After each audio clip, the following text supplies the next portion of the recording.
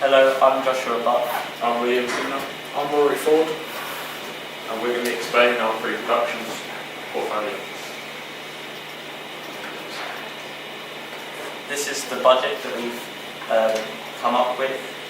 We've got the most important items on the budget at the moment, along with the price for the actors as well, which includes us three.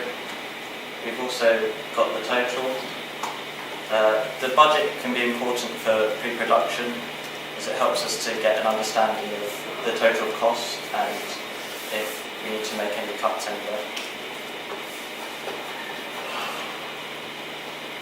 Unions are a big part of the production for music videos. The example there is Bet2. It's a company based in the UK.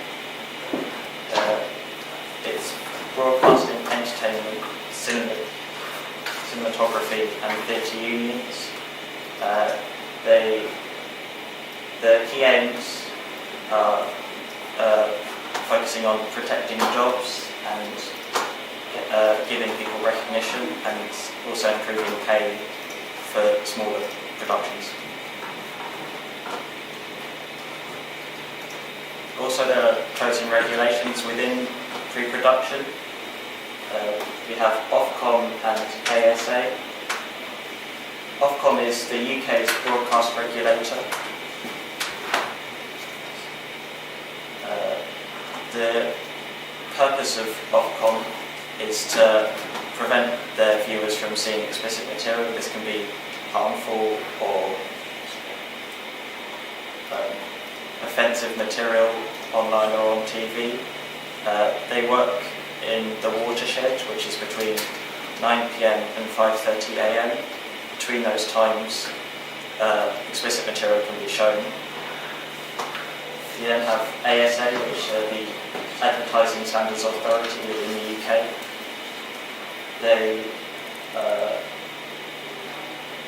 They make sure that your adverts are accurate and not misleading, and they don't want people to be confused by these, and they make sure that it's regulated. So here we have the equipment list.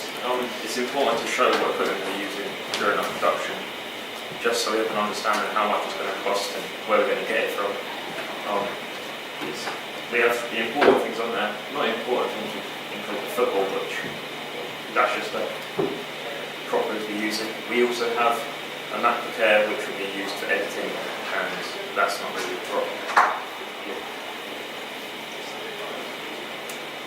Here we have the production schedules. This is important to show the times and for us to follow the tracks of what we're trying to be doing through the production. It's got most of the work, like the script that we'll be using on it as well, just to give an rough idea of how long we'll be spending on each scene and what will be happening in each scene as well. And we also have the risk assessment. It's important in pre-production just to evaluate and show the risks which are possible to happen during our filming and show how we can prevent them. We showed all the risks that we could face, moving theft and destroying cameras and stuff like that, which wouldn't be a good thing. It shows all the hazards and the dangers which would happen. This is our storyboard. We created it because we needed to get a general idea of what our production was going to be about, and the pictures used in it gave a rough idea of the different shots that we'd be using throughout the video. This is the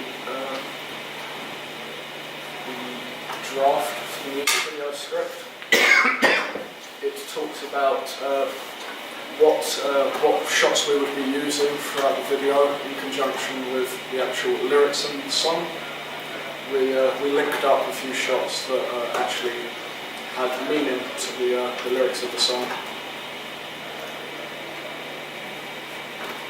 This is the location record. It was necessary to make the location recce because we wanted to get an idea of where we'd be shooting the video, and it would also lead on to the risk assessment with different environments having different risks. Also, with health and safety concerns, we needed to work out what we would do in case of an emergency in these different locations. Here we have the permission of filming. This is important for pre-production, just so we have permission to film on private property, including in parks and in schools. So we contacted the council about filming in parks, and also spoke to the head teacher of our school to allow us to film on the premises.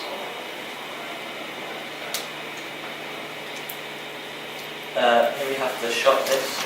This is useful within the pre-production side of the making of a music video. This is mainly to see the different locations and then the actions that go with the location, but also what audio or dialogue is heard during that scene, and also if later on we have to add any special effects if it's needed. It also shows us what shot number it is as well.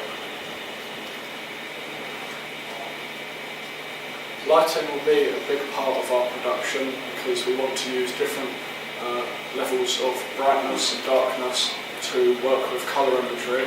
So some depressing scenes in the music video will be linked to darker scenes, and in the flashback we'll be using a lot lighter shots to convey a happier time.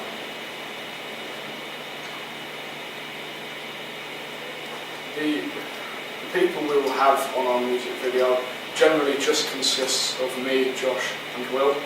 However, we will be contacting a few more people, about 4 or 5 people, and we will get their details and contact them, and they will be they'll play small parts in the music video.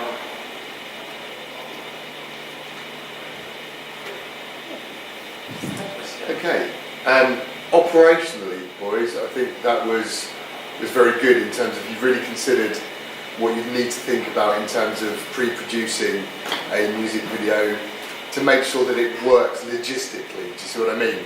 So as a management task, great. What I don't really get at the moment is the creative side of what you're doing. And I know you've got to, for your course, show that you're on top of things operationally. But I want to know more about why you've made some of the decisions in terms of your location recce. You began to do that when you were talking about your lighting, Rory, and a little bit in terms of the personnel, in terms of when you were discussing what you were going to do in terms of light and shade, and how your people are involved in creating different parts of the narrative of your video. So I think when you're doing this sort of presentation, you need to give a bit of a feel about what you're actually achieving with your music video, narratively and creatively. That's got to be reflected in these planning documents. Yeah? In terms of detail for the operational side, though, it was excellent. Yeah? I've got a really good sense that you know, or you knew what you were doing in terms of that documentation. Slight misconception with Ofcom's role. You're right about the fact that there is a difference between watershed and non-watershed, but that doesn't mean that Ofcom stop regulating. It's not as simple as, you know, if it's post-watershed, they can show what they like, because obviously they still have to regulate all content. It's just that there's a difference between the sort of content you get post-watershed and during the watershed. Other than that, I thought your research into the governing bodies was pretty good. Yeah. Man? How might you know when you talk about advertising standards, how might that apply to a music video? How might you consider form of advertising within a video? Yes, the adverts have to link with the purpose of the video, so they'd have to link with the charity that we chose, or have something similar as a message during the adverts. So what do you mean by adverts? Do you mean in terms of props and linking to that, or do you mean general adverts? Do you mean product placement? I was thinking more general adverts. Nike football could be product placement. I'm not really sponsored by them. Can you tell me more about what's happening in the video, just so I've got an idea about how it works? Will has a stable life, and he gets fired from his job. And you see visually his descent into homelessness and how that affects him mentally. Okay. And how have you decided to show that using camera and lighting? How have you? Well, at the start, it's a lot lighter shots. You can see he's visibly happy at the start. And throughout the video, he just, after he gets fired, you can see that visibly changes. The shots get a bit darker. You see him in corners, like, on the ground. Some shots, like over-the-shoulder shots, making it look, like that he is visibly depressed. Mm-hmm. Also, then there's a flashback that kind of shows happier times, and we conveyed that using, we wanted to convey that with a different kind of shading from the different clips to kind of show that it's a flashback. Good, well answered. Yeah. Anything else? Yeah, I think it's everything. Thank you, boys. Thank Well you, done. well done. I need you all to sign this, please.